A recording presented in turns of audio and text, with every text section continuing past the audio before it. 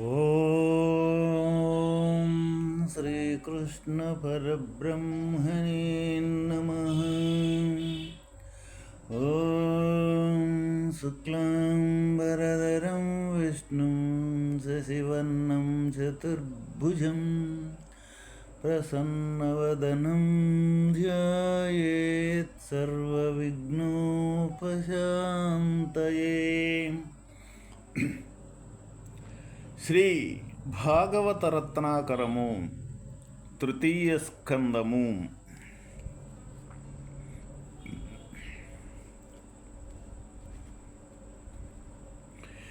ఏతత్త్వదీయ శరణాంబుజకోశగంధం జిఘ్రంతి కర్ణ వివరైః శృతివాతనీతం భక్తా గృహీతా చరణక్పరాయా చ తేషాం నాపైషినాద హృదయాంబురుహృస్వపుంసాం. ప్రభు, వేదమును వాయువుచే తీసుకొని రాబడిన మీ యొక్క పాదకమలముల గంధమును తమ కర్ణపుటములచే ఎవరు గ్రహించుదురో అట్టి మీ భక్తుల హృదయ కమలముల నుండి మీరెన్నడూ దూరముగా నుండరు. ఏలయనినా వారు పరాభక్తి అను త్రాటిచే మీ యొక్క పాదపద్మములను కట్టివేసినారు. వేదమను వాయువుచే మనకి వేదాలు ఇక్కడ 4 రకాలైన వేదాలు ఉన్నాయి అన్నమాట. ఋగ్వేద, యజుర్వేద, సామవేద, అథర్వణ వేద. ఇటువంటి వేదాలు అనేది మన పూర్వీకులు, పెద్దలు, ఋషులు మనకి ఆ వేదాలని రచించి మనకిక్కడ ఇచ్చెళ్ళారన్నమాట. అటువంటి వేదాల యొక్క వాయువుచే, ఆ వేదాల యొక్క వాయువు అంటే ఆ వేదాల యొక్క ప్రసరణత చేత తీసుకొని రాబడిన ఆ వేదాల ద్వారా తెలియబడినది ఏదైతే ఉన్నదో ఆ తెలియబడిన మీ యొక్క పాదకమలముల గంధమును, ఆ వేదాల ద్వారా తెలియబడిన ఏదైతే ఉన్నదో భగవంతుని యొక్క స్వరూపము ఇట్టిది అని అటువంటి గంధమును, అటువంటి యొక్క తత్వాన్ని ఎవరైతే తమ కర్ణపుటములచే గ్రహించుదురో, అంటే కర్ణపుటములంటే తన చెవుల ద్వారా గ్రహించి ఉంటారో అట్టి మీ భక్తులు హృదయ కమలముల నుండి మీరెన్నడూ దూరముగా నుండరు. భగవంతుని గురించి వేదములలో చెప్పిన ఏ తత్వము అయితే ఉన్నదో ఆ తత్వాన్ని మనుషులు తన చెవుల ద్వారా విని తన హృదయములో దాచుకొని ఆ భగవంతుని యొక్క స్వరూపాన్ని ఎప్పుడూ నిరంతరము స్మరించుతూ ఉంటారో వారు ఎన్నడూ దూరముగా మీ హృదయ కమలముల నుండి ఎన్నడూ దూరముగా ఉండరు. ఎప్పుడూ వాళ్ళు భగవంతుని యొక్క సన్నిధిని జీవించుతూ ఉంటారు. ఏలయనినా వారు పరాభక్తి అను త్రాటిచే మీ యొక్క పాదపద్మములను కట్టివేసినారు. అంటే నిరంతరము మిమ్మల్ని పరాభక్తి అంటే పరమాత్మ యొక్క స్వరూపము అనే భక్తితోటి మిమ్మల్ని మీ పాదపద్మముల యందే శరణాగతులై ఉన్నారు కాబట్టి అందువల్ల అట్టి మీ భక్తులు హృదయ కమలముల నుండి ఎన్నడను మీరు దూరముగా ఉండరు. భగవంతుడు ఎవరి సన్నిధిని ఉంటాడయ్యా అనంటే ఎవరైతే తన హృదయములో ఎటువంటి నేను నాది అనే లేకుండా హృదయం అనేది ఎప్పుడూ కూడా ఈ లోక వాసనలకి సంబంధించిన విషయాదులనేది హృదయములో లేకుండా నిరంతరము భగవంతుని యొక్క స్మరణ, భగవంతుని యొక్క నామము, భగవంతుని యొక్క ప్రేరణే తప్ప రెండవదంటూ ఈ ప్రపంచం మీద లేనే లేదు అని తలంచి అటువంటి భావనతోటే తన సమస్త కర్మలు, సమస్త క్రియలు, సమస్త నడవడికలు ఏవైతే ఉండేయో వాటిని సంపూర్తిగా నడుపుతూ ఉంటారో వారికి భగవంతుడు తన హృదయములోనే ప్రత్యక్షముగా ఉంటాడు అని మనకు తెలియజేయటం జరిగిందన్నమాట. ఏదైనా సరే మన ఒక తత్వాన్ని వినేటప్పుడు అది మన మీద తప్పనిసరిగా ఆపాదించుకోవాలన్నమాట. ఇప్పుడు మనకి ఇక్కడ తెలియపరిచింది ఏమిటి? ఎవరైతే నిరంతరము భగవంతుణ్ణి తన హృదయములో వేదాలలో చెప్పబడిన యొక్క విషయాన్ని వాయువేగముతోటి గంధరూపకమున మనకే భగవంతుని తత్వము ఇట్టిదని తెలియపరిచినప్పుడు, అది మనం చదివినప్పుడు కానీ ఒకరి ద్వారా తెలియపరిచినప్పుడు కానీ దాన్ని మనం మన హృదయంలో నిరంతరం అటువంటి తత్వాన్ని మనము దాచుకొని నిరంతరం అటువంటి భక్తి శ్రద్ధలతోటి ఆ భగవంతుణ్ణి కొలిచినప్పుడు ఆ భగవంతుడు తన హృదయములోనే తన నిరంతరము తనకై సమస్త క్రియలకు కూడా ఆధారమయ్యి తన జీవితానికి మొత్తం కూడా భగవంతుడే ఆధారమై ఉంటాడు. అది భగవంతుని యొక్క భక్తి అంటే. అప్పుడు మన హృదయంలో రెండవది ఈ ప్రపంచానికి సంబంధించిన వేరే ఇంకొక ప్రపంచం అంటూ ఒకటి ఉన్నది. ఈ ప్రపంచంలో అనేక రకాలుగా జీవులు అనేక రకరకాలుగా కనపడే ఈ నామరూపక్రియలనేది ఉండయి అని ఇటువంటి వాసనలన్నీ మన హృదయంలో సంపూర్తిగా తొలగిపోయినప్పుడు ఉండేది భగవంతుని యొక్క స్వరూపమే. మన హృదయంలో ఉండేది రెండే, ప్రపంచానికి సంబంధించిన వాసనలు, ప్రపంచానికి సంబంధించిన భావనలు మన హృదయంలో ఉండయ్యా, లేక భగవంతునికి సంబంధించిన భావనలో భగవంతుని యొక్క స్వరూపము నిరంతరము ఆ భగవంతునితోటి సాన్నిహిత్యము, ఆ భగవంతునితోటి సన్నిహితము అని మనం కలిగి ఉన్నామా? ఇది కానీ భగవంతుని సన్నిహితం కానీ మన హృదయములో కానీ ఉండినట్లయితే ఈ ప్రపంచానికి సంబంధించిన వాసననేది సంపూర్తిగా తుడిచిపెట్టుకుపోతాయి అన్నమాట. అదే ఈ ప్రపంచానికి సంబంధించిన వాసనలు మన హృదయంలో నిండి ఉండట్లయితే భగవంతునికి సంబంధించిన యొక్క తత్వము దూరంగా ఉంటుంది. అందువల్ల ఏదైనా సరే ఒకటే మనకు ఉంటుందన్నమాట. అందువల్ల ఇక్కడ మన పురుష ప్రయత్నం అనేది ప్రతి ఒక్కరికి అవసరం. ఎందుకు ఇక్కడ పురుష ప్రయత్నము అనేది అవసరము అంటే మన అలవాటు ప్రకారంగా నిరంతరము మన మనస్సు అనేది కదిలితే బయట ప్రపంచం వైపే మనల్ని పరిగెత్తించుద్దు కానీ భగవంతుని వైపు పరిగెత్తనివ్వదు. ఎందుకు అంటే భగవంతుని వైపు పరిగెత్తిందంటే దీని ఉనికి అనేది కోల్పోవటం అనేది జరుగుద్ది. అసలు ప్రపంచం అంటేనే మనస్సు. మనస్సు లేకపోతే ప్రపంచం అనేది లేనే లేదు. ప్రపంచం అనే ప్రత్యేకత అనేది లేనే లేదు.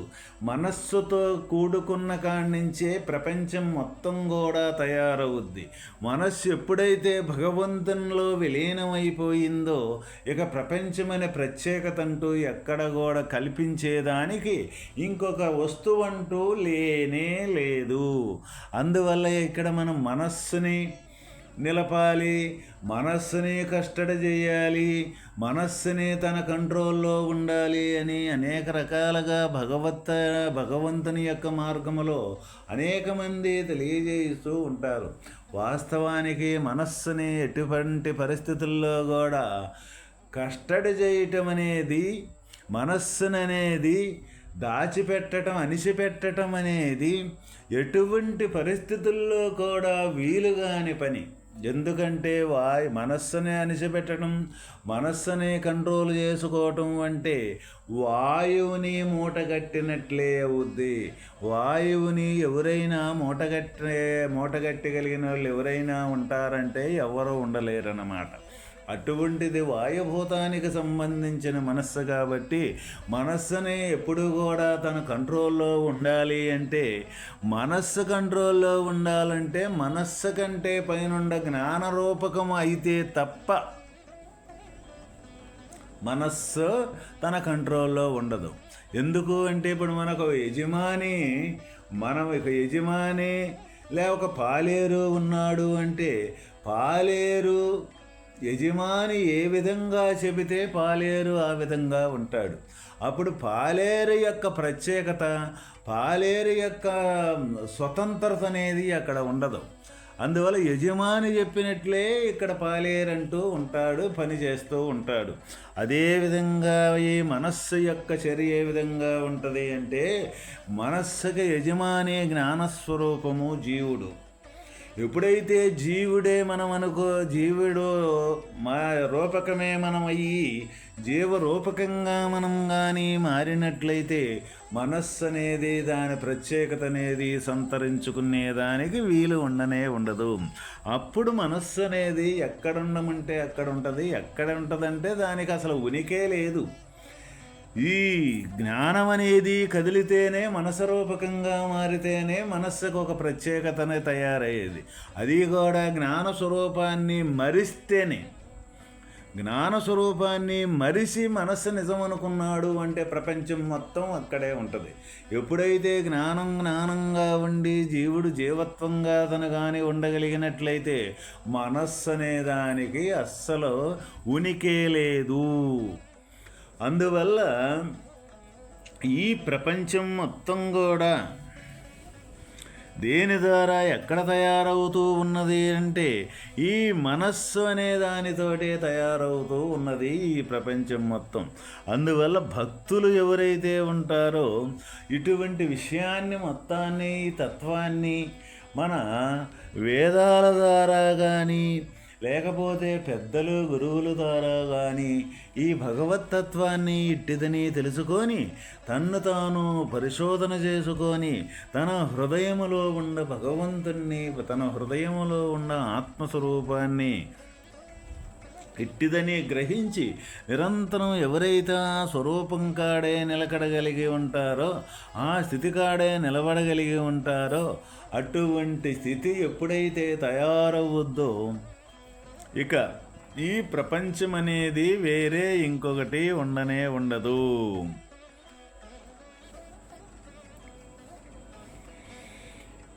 యావత్ క్రుధక్వమిదమాత్మన ఇంద్రియార్థం మాయాబలం భగవతో జనయీశ పశ్యేత్ తావన్న సంసృతిరసౌ ప్రతిసంక్రమేత వర్ధాపి దుఃఖ నివహం వహతి క్రియార్థం. స్వామి, మనుజుడు ఎంతవరకు ఇంద్రియ విషయ రూపముగు మాయ యొక్క ప్రభావముచే మీ నుండి తన్ను వేరుగా తలంచుచున్నాడో అంతవరకు అతనికి ఈ సంసార చక్రము తొలగదు. ఈ ప్రపంచము మిథ్యా అయినను కర్మఫలభోగమునకు క్షేత్రమగుట వలన అతనిని నానా విధములైన దుఃఖములందు పడవేయుచూ ఉన్నది. ప్రభు, మనుజుడు ఎంతవరకు ఇంద్రియ విషయ రూపముగు మాయ యొక్క ప్రభావముచే మీ నుండి తన్ను వేరుగా తలంచుచూ ఉన్నాడో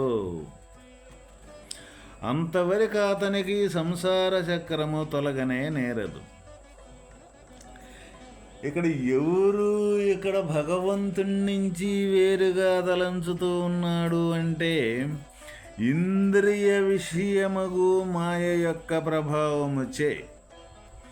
ఎందుకు మనం వేరవుతూ ఉన్నాము, ఎందుకు వేరైపోయాము? అంతా భగవంతుని యొక్క స్వరూపమైతే మనం ఒక ప్రత్యేకతగా మనం వేరుగా ఎందుకు తలుస్తూ ఉన్నాము అంటే ఇంద్రియ విషయ రూపమగు మాయ యొక్క ప్రభావముచే. మాయ అంటే ఎప్పుడైతే చేతన రూపకం అనేది, మనస్సు రూపకం అనేది కదిలింది యొక్క కదలికే నిజము అనుకొని అక్కడే అది మనకి గుర్తించటం అనేది జరుగుద్ది. గుర్తించటం అనేది జరిగిందంటే గుర్తించబడే వస్తువు ఒకటి, గుర్తించేవాడొకడు. అప్పుడే అక్కడ రెండవటం అనేది జరుగుద్ది. అప్పుడే అక్కడ మనం వేరవటం అనేది జరుగుద్దన్నమాట. అటువంటి ఎవరైతే ఆ వేరవటంతో ఇక్కడ భగవంతుడి నుంచి నేను వేరు అనే తలంపు అనేది మనకు రావటం జరుగుద్ది. ఇక్కడ ఎవరు వేరైపోయారయ్యా అంటే ఎవరో వేరుపరసల తనకు తానుగానే మాయ యొక్క ప్రభావం. మాయ అంటే నేను అనే ప్రత్యేకతను సంతరించుకున్నదే మాయ. అటువంటి మాయ యొక్క ప్రభావముచే మీ నుండి వేరుగా తలంచుచూ ఉన్నాడు. ఆ మాయ యొక్క ప్రభావముచే భగవంతుడి నుంచి మనం వేరైపోయాము. ఇప్పుడు మనం చేయవలసిన పని ఏంటిది?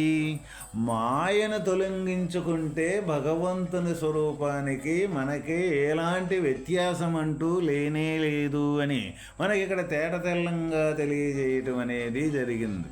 అయితే మాయను తొలగించుకోవటం ఏ విధంగాను అంటే అది సాధ్యమయ్యేదేనా? మాయను తొలగించటం అనేది తప్పనిసరిగా సాధ్యమవుద్దని మనకి ఇటువంటి ఈ భాగవతం కానీ, ఈ భగవద్గీత కానీ, ఈ వేదాలు కానీ అనేక రకాలుగా మనకి ఈ మాయని తొలగించేదానికి, ఈ మాయ లేదు అని, అసలు లేనే లేదు అని నిరూపణ చేసేదానికి కొల్లలుగా మనకి మన పెద్దల పూర్వీకులు మనకి ఇచ్చిన సంపద ఎంతో ఉన్నదన్నమాట. అయితే ఉన్నప్పటికీ కూడా ఇక్కడ మనం గమనించవలసిన విషయం ఏంటిది అంటే మాయ ఎవరికి వాళ్ళనే ఇక్కడ ఆవరించి ఉన్నది. ఎవరికి వాళ్ళే ప్రయత్నం చేసి తొలగించుకోవాలి. కానీ ఒకరొచ్చి తొలగించటం కానీ, ఒకరొచ్చి లాగి బయటకు పడవేయటం కానీ జరగదు. అందువల్ల ఇంత శాస్త్ర పరిచయము ఉన్నప్పటికీ తేటతెల్లంగా భగవంతుని స్వరూపము ఇట్టిది, మాయ యొక్క స్వరూపము ఇట్టిదని తేటతెల్లంగా చెబుతూ ఉన్నప్పటికీ కూడా ఎందుకు మనకి అది తొలగటం లేదు? ఎందుకు మనం మాయను తొలగించుకోలేకపోతున్నాము అంటే ఎందుకు మరి ఈ గ్రంథాలు తొలగించలేకపోతూ ఉన్నాయి? ఈ పెద్దలు ఎంతో ప్రబోధం చేసి ఎందుకు మనకి ఈ మాయను తొలగించలేకపోతున్నారు అంటే ఈ మాయ లేకనే ఉండట్టుగా కల్పించుకున్నది ఎవరికి వాళ్ళమే కాబట్టి. ఎవరికి వాళ్ళమే లేకనే ఉండట్టుగా మనం కల్పించుకున్నాం కాబట్టి ఎవరికి వాళ్ళమే దాన్ని వదిలించుకోవాలి. మనం తగిలించుకున్నది వేరే వాళ్ళు ఎవరు విడిదీయలేరు. తగిలించుకున్నది మనమే కదా. మనమే తగిలించుకున్నాం కాబట్టి మనమే దాన్ని వదిలించుకోవాలి. అందువల్ల ఇది బారకమైంది. ఎవడికి వాడే ఈ మాయ యొక్క స్వరూపాన్ని లేకనే ఉండట్టుగా ఇది మనకి కనపడి భ్రమ కల్పించి భగవంతునికి వేరు చేసి ఈ ప్రపంచమే నిజమనుకొని ఇక్కడే ఈ జనన మరణాలనే సంసారంతో మనం అల్లాడిపోతూ ఉన్నాం. ప్రతి ఒక్క జీవుడు, ప్రతి ఒక్క మానవుడు కూడా. కాబట్టి మాయ యొక్క పరిస్థితి, మాయ యొక్క స్వరూపము ఇట్టిదని ఎవరైతే తెలుసుకోగలుగుతారో వాళ్ళు భగవంతుడికి నాకు వేరు అంటూ లేనే లేదు, అంతా సమస్తం మొత్తం భగవంతుని యొక్క స్వరూపమే అని ఆ స్వరూపం కాడ నిలబడగలుగుతారన్నమాట. అందువల్లే ఇక్కడ భగవంతుణ్ణి చేరుకోవాలని పదే చెప్పేది ఏంటంటే భగవంతుణ్ణి చేరుకోవటం అంటే తన్ను వేరై వచ్చిన విధానం ఏదైతే ఉందో అదే నిజమనుకొని భావించి ప్రయాణం చేసేది లేదని తెలుసుకోవటమే. లేదని ఎప్పుడైతే తెలుసుకొని లేదనే నిర్ధారణ జరుగుద్దో అప్పుడే ఇక్కడ భగవంతుణ్ణి తెలుసుకునేదంటూ ఏమీ లేదు. లేనిది లేకపోతే ఉన్నది అక్కడే ఉన్నది. ఆ ఉన్నది అక్కడే ఉన్న స్వరూపాన్ని తెలుసుకునేవాడు ఇంకొకడు ఉండనే ఉండడు. ఏదైతే తెలుసుకొని ప్రపంచం నిజమనుకొని ప్రయాణం చేసే యొక్క స్వరూపం ఉందో అది లేదని కానీ మనకు దొడపడితే ఉండ స్వరూపం అక్కడే ఉంది. దాన్నే భగవంతుణ్ణి తెలుసుకోవాలి అని అనుకుంటూ ఉంటాం అన్నమాట. ఓం తత్సత్.